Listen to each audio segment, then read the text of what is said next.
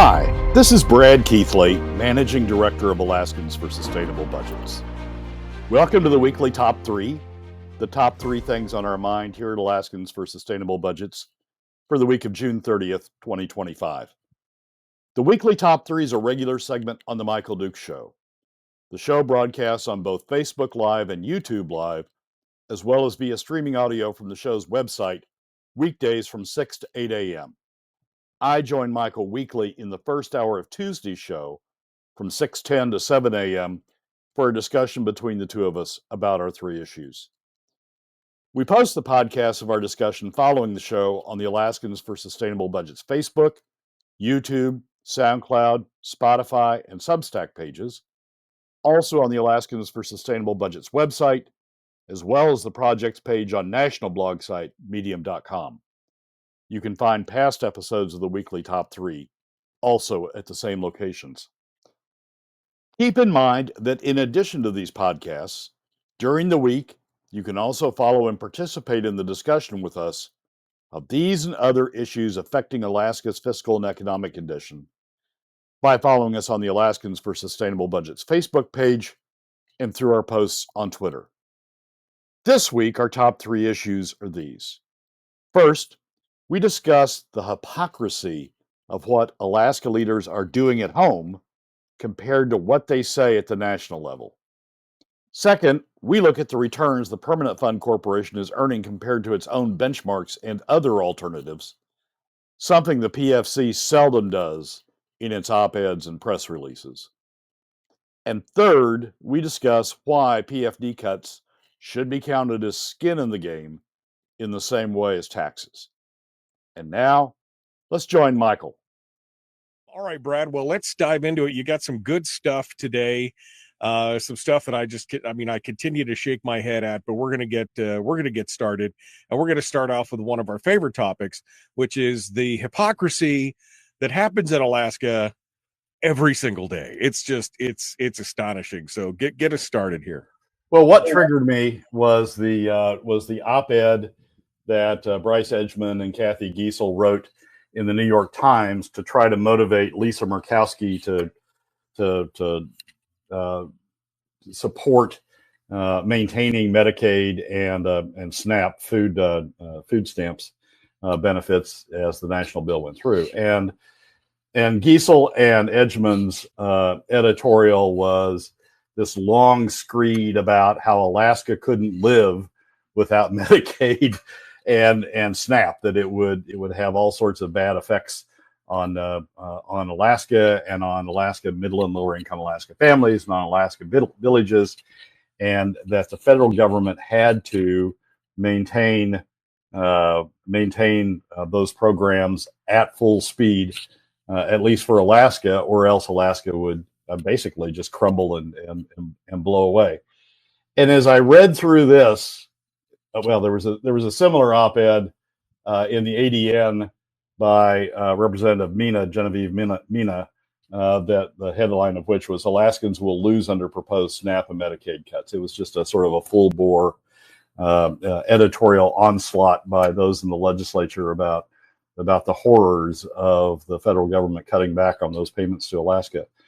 And as I read it, I just couldn't restrain myself, just laughing at the hypocrisy that Edgman and Giesel and Mina and others who have commented, others from the legislature who have commented on this, were displaying. I mean, if they're so concerned about middle and lower income Alaska families, why are they using the revenue measure at home? Why, when they're at home, why are they using the revenue measure that has the largest adverse impact on middle and lower income Alaska families? Why are they using the revenue measure that, of all of the alternatives, is by far the most regressive, the most costly to Alaska families? Why are they using what Professor Matt Berman from ICER calls the most regressive tax ever proposed? Why are they using that at home if they're so concerned about middle and lower income Alaska families? And the answer is they're not. They're not concerned about middle and lower income Alaska families. What they're concerned about is maintaining these federal government programs that target certain categories of that certain subsets of middle and lower income Alaska families that target them for federal benefits, and what they're concerned about is that if those federal programs are taken away, that they are then going to have to confront spending state money to maintain those programs and cutting state money back from other programs that they favor. So it is not about middle and lower income Alaska families. It is not about maintaining the fabric of Alaska's social system. I think as one of these op-eds said, it is about maintaining federal government programs in order to preserve state money for other spending elsewhere. And the hypocrisy of them going on the New York Times and talking about this was just rich. Now, let me say this also, that the hypocrisy isn't confined just to one side, isn't confined just to the liberal side on this. Both Governor Dunleavy and Senator Sullivan have talked, about how wonderful the One Big Beautiful Bill is, and how we ought to support the One Big Beautiful Bill. In response to the op-ed in the New York Times by Giesel and Edgman, Dunleavy posted on Twitter, or issued a press release or something, talking about how we ought to support the president and ought to support the One Big Beautiful Bill. Well, the One Big Beautiful Bill puts the federal government more in debt, $3 trillion additional in debt over the 10-year cycle, and increases the amount of national debt and the amount of the percent of national debt as a share of the economy going forward. It expands, the One Big Beautiful Bill expands the debt limit by $5 trillion. Put that in perspective, the current debt's about $35 trillion.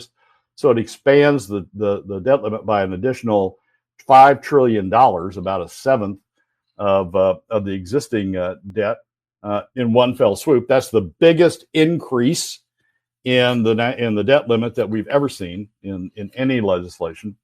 And it's necessary in order to make room for this increase in national debt that's going to be caused, increase in deficits and increase in national debt that's going to be caused by the One Big Beautiful Bill. So there's hypocrisy going on both sides.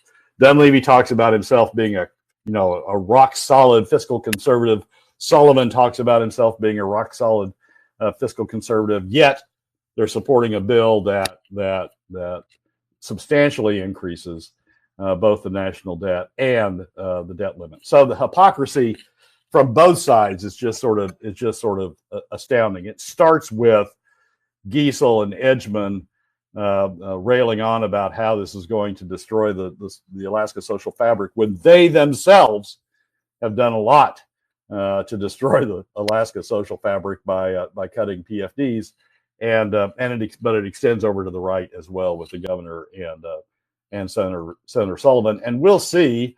The latest rumor out of D.C. is Senator Murkowski's reached a deal to preserve Medicaid for Alaska, and then she's going to vote for the bill, so she's going to vote for the debt increase as well. So we'll see if it extends to Murkowski as well. But the hypocrisy is just running rampant on both sides of the aisle over this.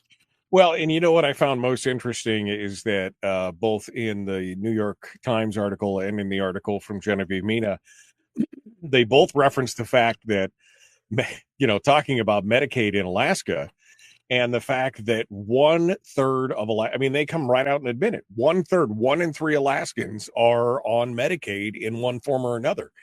And they see absolutely nothing wrong with the fact that that's where it's at. Like it's a normal thing, and we should be a dependency state. I mean, that's the big thing. And then, as you said, on the other side, and this has always been my problem with Republicans in Congress, and this is where I've said that both parties are really to blame for everything at both the state and the national level. They have, they'll say this is the only way, while they increase and spend us into oblivion. There is no fiscal restraint anymore.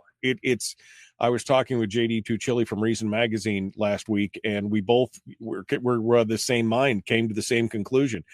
They're going to drive this bus off the cliff one way or the other. And it just, I mean, they're not slowing down.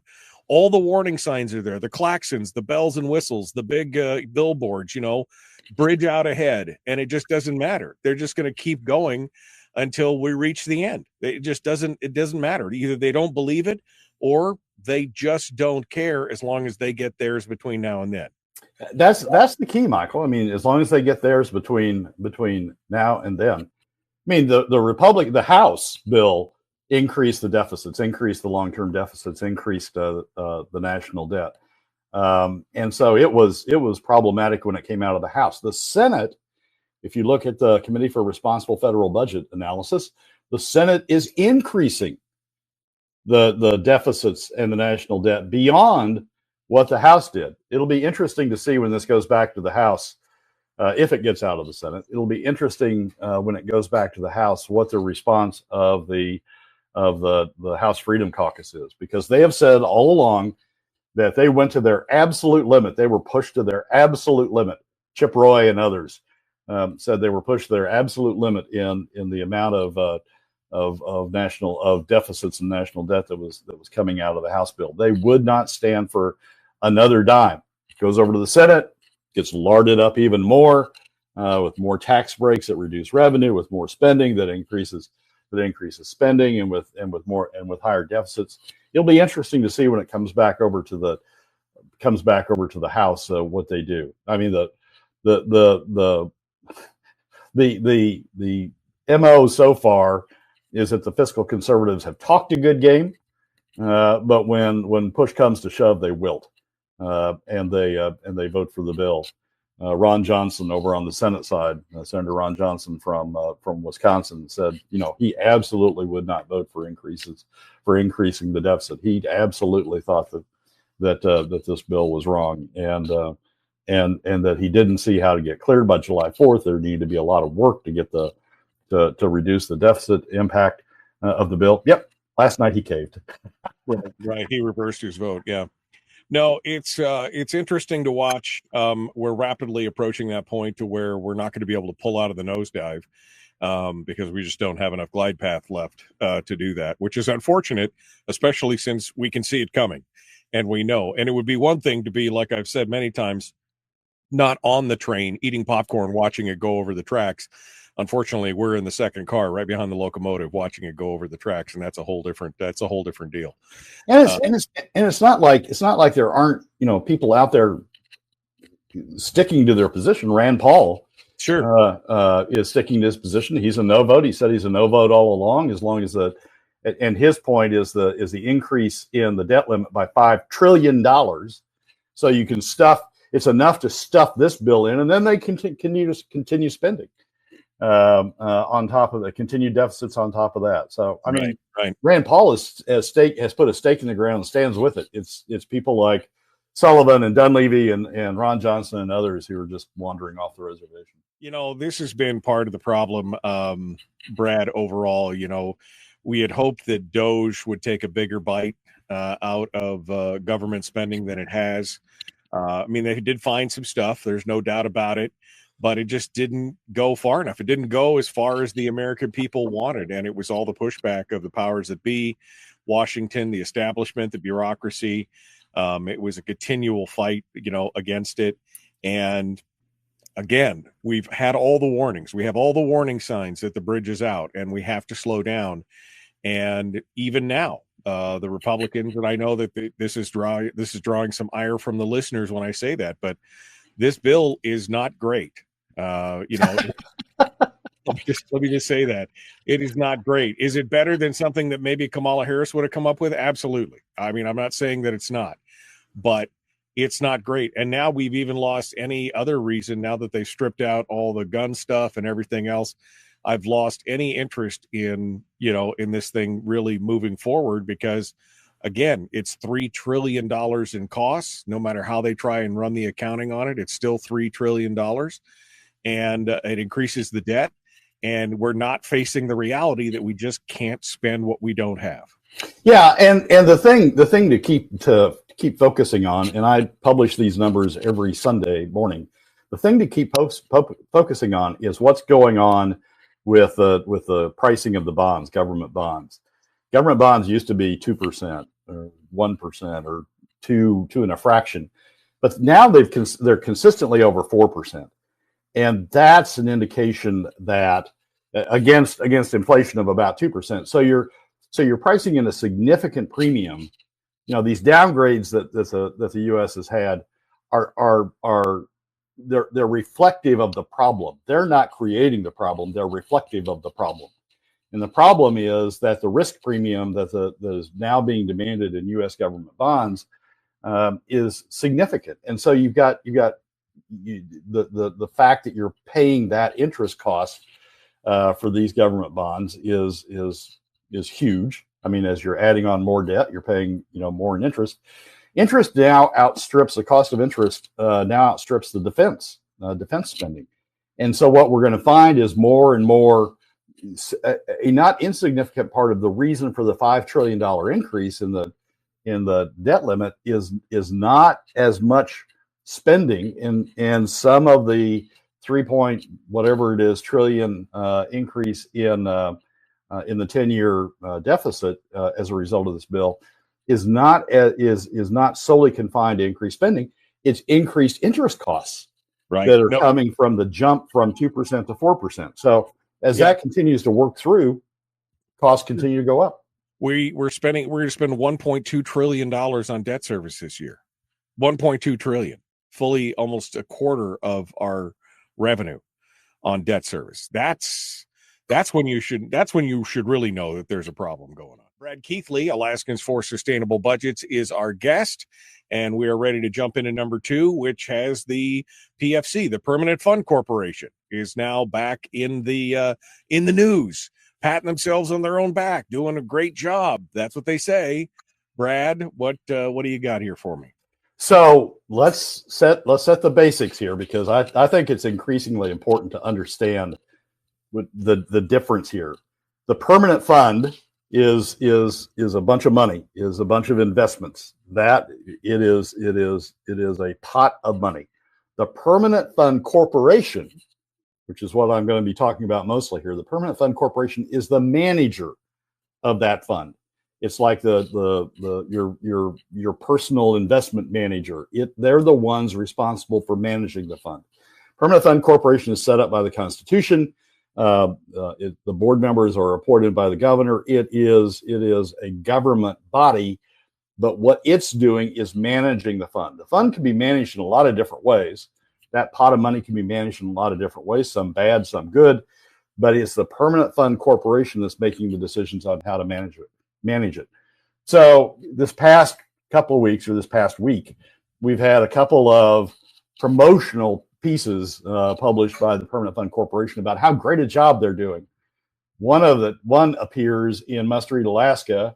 The headline is like a headline earlier, last month now, since this is July 1st, but it's another headline. It says Alaska Permanent Fund sets another new all-time high, second time this month. Is the must read piece, which basically is just a regurgitation of a press release issued by the Permanent Fund Corporation. And then Devin Mitchell, who's the executive director of the Permanent Fund Corporation, the manager of the investments made by the Permanent Fund, or how the Permanent Fund's used, wrote an op-ed piece that is appearing in all the state's papers. This particular one that I've got up in front of me is from the Alaska Beacon, but it's also in the ADN. It's even down in the Ketchikan Daily News. The title of it is "The Key to a Stronger Alaska Permanent Fund is Diversification."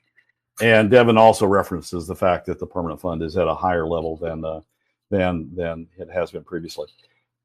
But what neither of these articles do is talk about the returns that the Permanent Fund Corporation is achieving from its management of the Permanent Fund, and compare those returns to either the benchmarks that the Permanent Fund Corporation itself has set up, or external methods of looking at what the Permanent Fund, how the Permanent Fund Corporation is performing looking at various measures in the market. So we are doing that.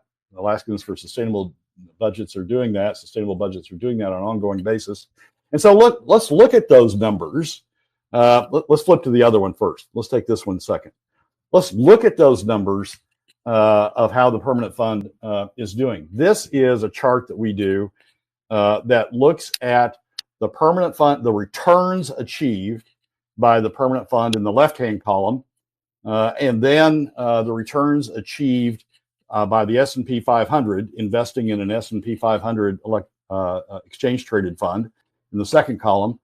The total fund return objective is the objective necessary to produce the 5% earnings above inflation, the 5% earnings that are being used to calculate the POMV. So it's the amount necessary to generate the returns necessary to fund the POMV and make sure the POMV is staying on the positive side. And then on the right-hand column, there's other PFC benchmarks that the Permanent Fund Corporation establishes, and they are one of those. The passive index benchmark is one I'll talk about in a second.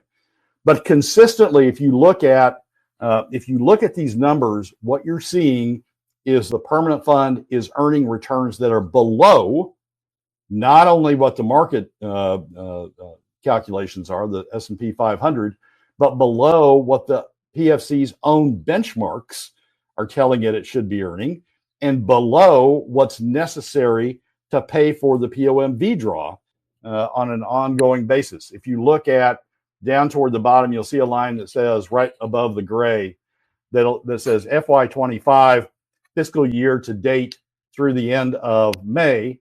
You'll see the PFC's earned a return of 6.59%. Over that same period, the S&P has earned a return of 9.39. The total fund return objective, the amount necessary to fund the POMV, is 6.89, more than what the permanent fund earned. The performance benchmark, the benchmark that the permanent fund corporation itself has set up to measure how it's doing compared to its peer groups, investors, 6.64% more than what the permanent fund's earning. And if you look at the passive index benchmark, which is, what if we just put all this on autopilot? What if we just invested it in passive investments that we don't have to day-to-day manage? We don't have to spend a lot of money to manage. They just sort of work on autopilot. Even looking at the passive index benchmark that the permanent fund uses as their own benchmark, they get to pick their benchmarks. They use this one. It's 9.6%, fully 3% more than the permanent fund's earning. If you look at the averages, the 5-year average, the permanent fund's earning less. The Permanent Fund Corporation is earning less on the permanent fund than the S&P 500 would. It's earning less than what's necessary than the total fund return objective, what's necessary to fund the POMV on a 5-year basis. It's earning a little bit more than the performance benchmark in the passive index benchmark on a 5-year basis. But if you look at the 3-year average and the 1-year average, the rolling 12 months to date, the Permanent Fund Corporation is behind, seriously behind, not only the Vanguard S&P 500, the ETF, but also behind what's necessary to fund the POMV, what the performance benchmark that they use, and behind the passive index benchmark. And that continues on through the 1-year average. So what these press releases carefully talk about is, yes, we've hit a high, and yes, we're doing great on our investment strategy according to Devin, but they don't talk about these return numbers, and you can see by these return numbers they aren't doing very well. Keep in mind the passive index benchmark, and let's flip over to the second slide. This is the one that really drives me crazy. This is a calculation of how much the Permanent Fund Corporation is spending in order to manage the permanent fund, spending on its management and its fees, compared to the passive index benchmark what it would be earning if it wasn't managed, if it wasn't engaged in this active management. And you can see consistently over the last period of time that the permanent fund, even after spending all this money, the permanent fund is earning less than it would earn if it put the permanent fund on autopilot, used the passive index. It's spending, and the calculations, I don't have them on here, but it's spending $880 million, nearly $1 billion on management and fees. 1%, we have the percentages under the column management incentive fees. It's spending nearly 1% annually, nearly 1% of the funds to produce, of the permanent fund, to produce returns that are less than what it would produce if it didn't have management at all, if it was using these the passive index benchmark. So it's spending 1% to earn less. It's spending $880 million to earn less than it would if it didn't have all this management and all this diversification that Devin talks about. We've calculated what that is, what the return on the fees is then. If you look at how much return they're getting out of these fees for the last 2 years, the 2023 and 2024, and so far 11 months or on a rolling 12-month basis through the end of the third quarter. These are numbers through the third quarter, through March. And you look at on a rolling 12-month basis through the end of March, they're earning a negative return on the fees they're spending. The fees aren't even getting them back to break even with what they would earn against the passive benchmark. They're earning less than what they would against the passive benchmark. So we're spending a ton of money, spending $880 million a year, spending 1% of the permanent fund corpus, however you want to measure it. We're spending a ton of money to get substandard returns that are less than what we would get out of a passive index approach. So when you see these op-eds by the permanent fund, oh, we're higher than ever. Well, yeah, you're higher than ever, but you would be much, much higher. We'd be at $120 billion if we invested in the S&P, for example. Even a blind hog finds an acorn every once in a while, or whatever the phrase is.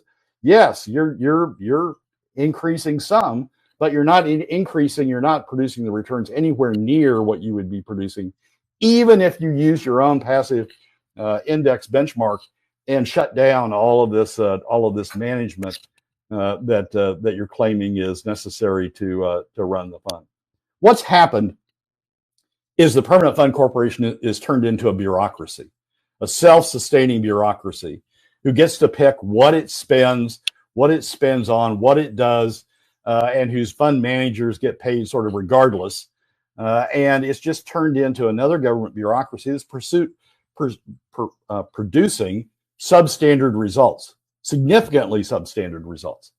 And so when you look at the future of the permanent fund, if you listen to the PFC, oh, it's going to keep going up. Yeah, it's going to keep going up a little bit. I mean, even the blind hog finds the acorn, but it's not going up at the rate the market generally is going up, or what it would be going up, even if you use the passive index approach and you took out all of the management. So these articles are nice puff pieces, but when you look at them and you don't see hard numbers about the returns that the permanent fund's achieving, that's a red flag that something going on. They don't want to talk about it because the numbers prove they aren't doing a job that's adequate even to the passive index benchmark. And I think it's interesting that the news media, all news media, nobody is asking this question. Nobody is asking this question. Nobody is looking at the S&P, the Vanguard 500, and saying, well, sure, it's a little bit more volatile, but in the long run, it's pulling double the averages that the permanent fund has been pulling in and of itself. It may lose a little bit more in the short term, but it always gains a little bit more in the long term. I mean, it's doing double the numbers that we're seeing in the managed fund. Why are we spending all this? I mean, we had the commentary the other day about the Harvard Endowment Fund. It's pulling a 9+% return. And it's just running off the S&P. Why are we spending $1 billion a year managing a fund that's getting us a lesser return? Yeah, and the answer is we're doing it because the Permanent Fund Corporation has turned into a bureaucracy, and it's really there's no control over the Permanent Fund Corporation. The governor appoints the board. The board members don't even have to be approved by the legislature. The governor appoints the board, and the board members he's appointed are political appointees, not investment specialists that you find in other states. So we're producing very subpar returns on an asset that we desperately need to be producing very healthy returns on. Brian asked the question, is anyone in the Juneau Clown Posse raising their oversized gloved hand to ask about the PFC question? And no, nobody's talking about this. Brad is the only person that I have seen that has talked about the returns on the permanent fund. And you can see the numbers right there in black and white, folks. Look at the 10-year average. 7.9% is what the fund has been returning. The S&P is almost 15%. And even when you look at the 5-year average down at the bottom, 9.5 to almost 16, 5.5 to almost 14.32%. That's almost 3 times in a 3-year average what the Permanent Fund Corporation has been returning. But nobody's talking about this. They kept saying, "Oh, we want it to be $100 billion, and then everything will be okay." Well, it could have been 120, and yet here's where we sit. Yeah, the problem, Michael, I mean, interestingly enough, we're leaving more money on the table in the permanent fund, in terms of permanent fund returns. We're leaving more money on the table than we are with oil taxes. We're leaving more than, if you look over the next 10 years, we're going to have more money left behind by inadequate permanent fund returns than we are going to have left behind by substandard oil taxes. But the problem is you have to understand numbers, and you have to build a spreadsheet, and you have to look at the returns, because the Permanent Fund Corporation really isn't doing that for you. I mean, they put out a monthly report, but you have to sort of parse through the monthly report to understand relative numbers. And we evidently don't have anybody in Juneau, or have few in Juneau, that will dig into the numbers and understand. It's easy to castigate oil companies. Oh, oil companies aren't paying their fair share. Oh, oil companies aren't being fair to Alaska. Oh, we need to get more out of oil companies. It's easy to do that on a political level.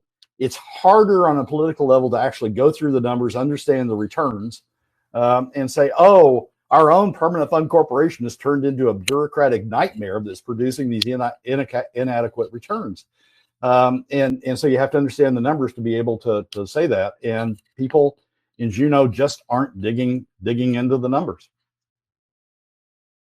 Yeah, and that's a real problem. I mean, we're like you said, leaving tons of money on the table with no other answers, and nobody else is bothering to bring this up. I brought it up. I brought it up to Bridget Wilson's campaign people.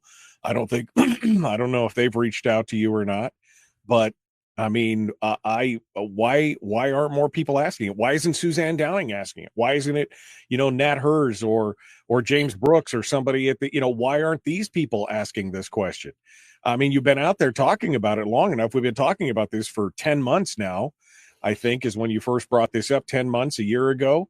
We've been talking about it the whole time. Why is nobody else asking this question? Because you have to dig into the numbers, and people, it's easier to numbers. I'm just going to say, you've done the math for them. They can look at that and work backwards from that. They don't have to spend 15 hours pulling the numbers out. They could spend an hour confirming the numbers that you pulled out, right? I mean, you've already done the hard work. I just don't understand this. Yeah, well, it's a mystery to me too. But you get the op-eds that say, I mean, they're able to say, oh, it's higher now than it's ever been. Well, yeah, it's higher now than it's ever been. It could have been, 50% higher if you would have invested it right. Yes, it is higher. Blind hog finds an acorn. You've struggled up a little bit, but you could be much higher.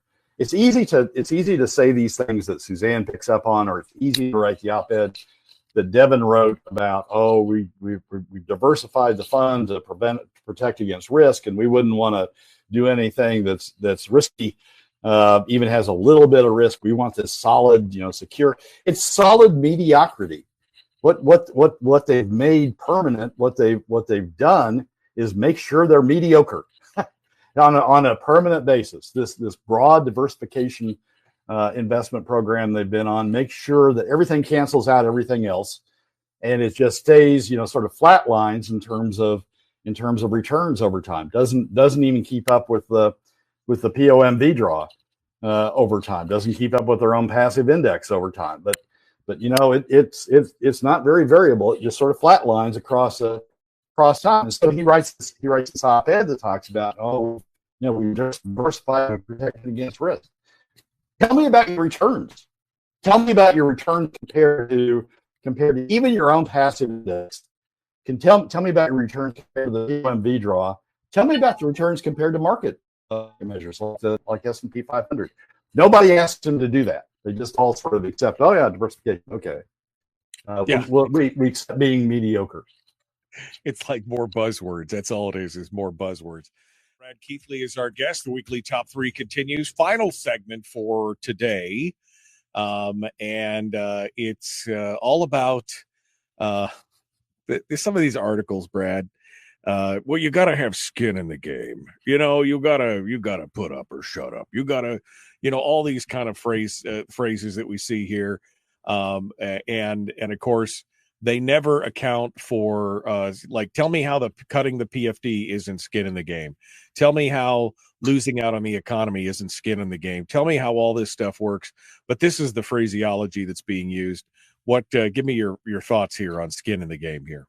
Well, Charles Beddesworth, who's a well-known Fairbanks businessman and well-respected for good reason, Fairbanks businessman, wrote an op-ed in the Fairbanks News-Miner, the title of which is, "If you want to invest in the business of Alaska, you better have skin in the game." And basically, what the article is we need people who are actively involved in the management of Alaska, and to get their attention, basically, we need taxes to generate the revenues and to have them start following the what's going on in Alaska and start pushing back on Alaska and start articulating where they want Alaska to go, because they have skin in the game, and that it's important to have skin in the game to make these investments. I'm not going to argue with that point. I sometimes make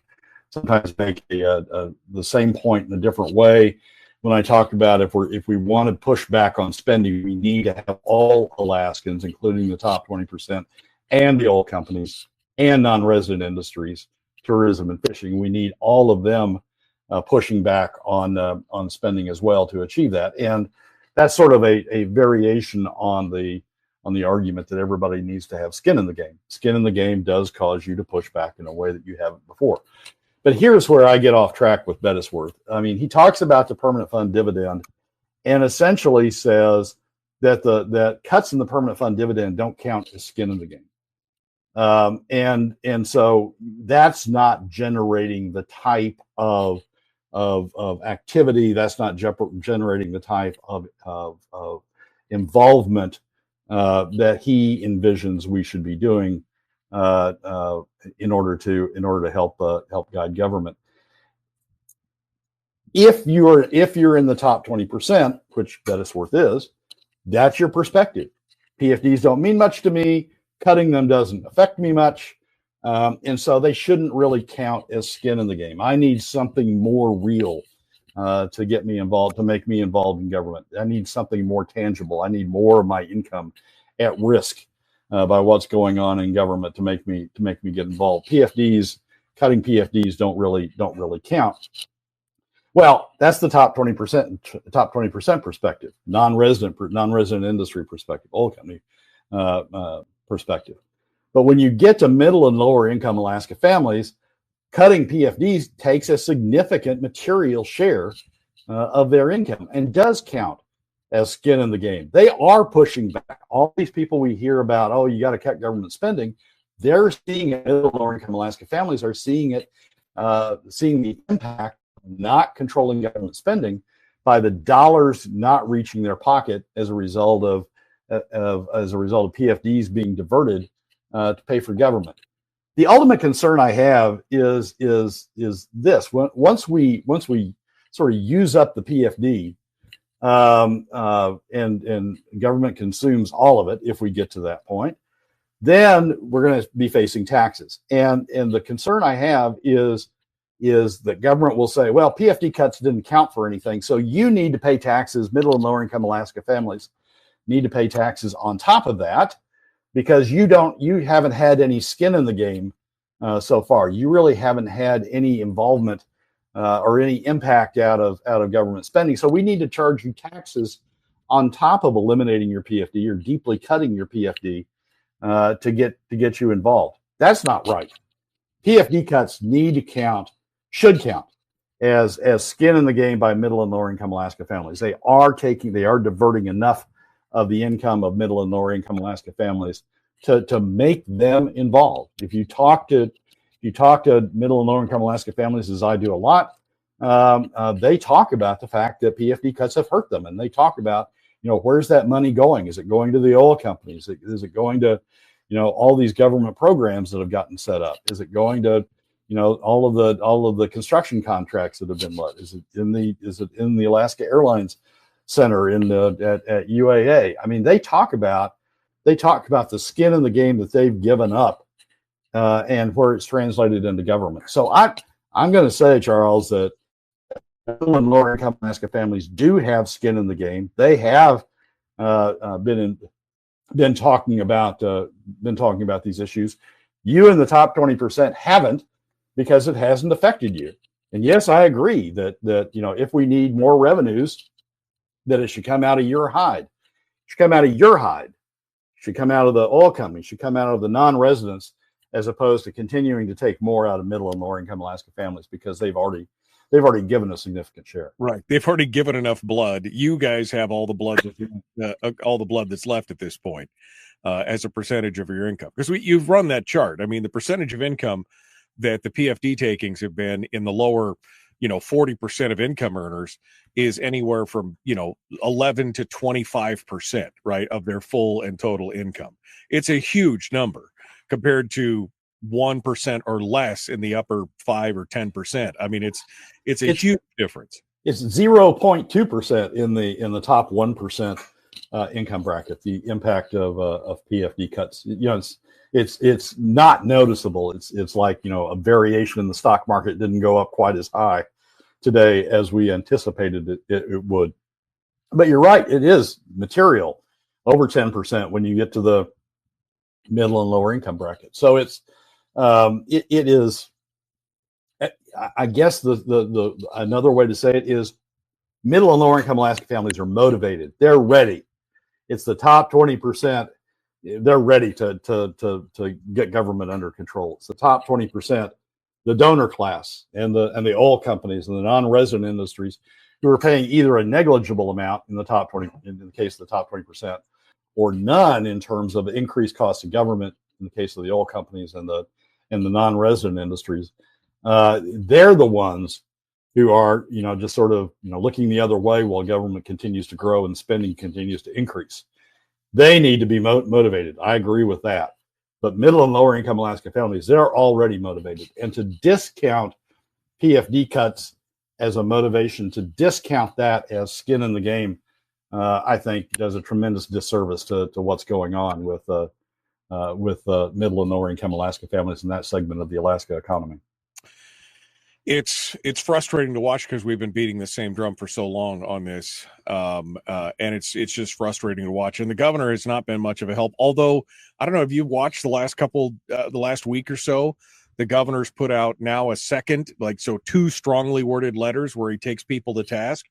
If we'd had a strong governor this whole time, maybe we could have helped steer the ship in a little bit of a different direction, right? It's like all of a sudden he's found his anger switch, and he can say things that he wasn't saying before. I don't know what's going on, but we're down to 90 seconds here. Give us your final thoughts on this. Everything that Dunleavy does is geared toward his race 2 years from now against Lisa. I mean, it has nothing to do with being a strong governor. He's gone into campaign mode for his Senate run against Lisa. So I mean, yeah, Mike, nice, thanks, but it's not effective, and it's not moving the legislature in the right direction. It's just positioning himself to claim to be something he's not, which is a fiscal conservative. It's positioning himself to have these claims when he runs against Lisa. Well, that's sad. Thank you for giving me that piece of, yeah. I mean, it's the truth, but it is sad to see. You're right. I mean, I spent all this time yesterday, and I really didn't even get to that point. But I mean, here's the governor, railing against all these things that are going on, and I'm like, where has this guy been for the last 4 years, right? I mean, where's this guy been that's full of fire and brimstone? He took the teachers organizations on in this latest letter that just came out yesterday. Where was this guy over the last 4 years? Taking his stand and being strong and everything else. And you're right. It's sad. This is all, I didn't look at it through the lens of this is posturing for the next big race. I just thought, okay, maybe he just finally found, some oomph or something. It's kind of crazy. You may remember after the last election, when Dunleavy got reelected, you and I had a conversation about Dunleavy's going to come to a decision point. Is he going to want to cement his legacy as governor and do some hard things to get the state back on the right direction? Or is he going to start looking at his next race and posturing himself for the next race and not really being governor, but sort of positioning himself in what he says and what he does for the next race, which is against Lisa in 2 years. And he made a choice 4 years ago after he got elected to start positioning himself to go Hollywood in a way, to go DC, if you will, and start spending a lot of time out of state, talking about things that would get him national recognition and get him national fundraising, and not spending time in the state and not spending time to try to govern the state. So everything you're seeing now in these last 2 years is all about positioning himself for the run against Lisa. He's not trying to govern. I mean, if he was trying to govern, if he was trying to establish a legacy, he would have handled things a lot differently these last 2 years. He's just trying to position himself to run against Lisa. That's, oh, damn it. I mean, it's so tough. I mean, there was such a golden opportunity here. And I think he could have, in my opinion, he could have done both. He could have been a strong governor and come away with a legacy and still had strong support going into a race against Lisa. But he chose instead to kind of pander and play this quiet game in this middle ground, maybe in the hopes of picking up some of the more moderate votes against Lisa or whatever. But I don't know. It's so frustrating to watch. I think looking back, the recall scarred him. The recall that he had after the 2019 budget proposal. I think the recall scarred him in a way that looking back, he never really wanted to govern Alaska from that point forward, because governing it was too tough, and he got too much pushback, and he got too much negative response. So I think at that point he gave up governing. He ran for re-election because he could run for re-election, and he said some things during that re-election campaign that said, well, maybe he's going to want to establish a legacy. Maybe he'll come back in and actually govern. Turns out not. Turns out it was all positioning to go Hollywood, to get to DC, to position himself for national fundraising, and that's the way he's governed ever since the recall. He's not going to take positions that get him involved in another recall, another pushback for the recall, because that's too scarring on his future aspirations. He wants to sound tough. He wants to write letters that look tough, but he doesn't want to do the things that are necessary to get the state's fiscal situation under control. Damn it, Brad. I'm just, I'm so hopeful. And then, but it's the truth. And that's the worst part. Go ahead. I'm sorry. Well, if you can convince him that actually being tough improves his odds against Lisa, that might work. But it's all built around that calculus. And that calculus isn't being made by Alaskans. It isn't being made by anybody in the governor's office. Right. It's being made by the advisors that he's bringing on to run the Senate race. Right. Against Lisa. So it's not, and they don't know much about Alaska. So it's like, might sound tough, sound like a fiscal conservative, but don't do anything that gets the pushback like a recall again. Yeah. Again. Yeah. We see what's happening at the national level. We just spent, a whole segment talking about, the kind of the madness that's happening there. We see what's going on at the state level. One point, you kind of said, well, if the permanent fund goes, if we have $1 billion deficit, Brad, there is no permanent fund, right? That's a big chunk of that $1 billion is what's left of the permanent fund, and it'll all be gone. This is what we're facing in the near future. We're facing basically financial catastrophe for both. We got about a minute and a half. Well, you're talking about the permanent fund dividend. There won't be a permanent fund dividend. There'll still be a permanent fund unless Devin and his crowd manage to run it into the ground. Sure. But there won't be a permanent fund dividend. And that's and so the legislature has figured out, the legislature who also doesn't want to make hard choices, the legislature's figured out that they won't get pushback from the top 20%. They won't get pushback from their donor class. Zach Fields is a perfect example of this. They won't get pushback as long as they take all the money from the permanent fund dividend, as long as they take it from middle and lower income Alaska families, because those are people who don't have voices. They don't have money to give to a campaign, so they'll continue taking it from them as opposed to taking it from the donor class. And so, yeah, that'll be what goes, and we'll see what happens beyond that.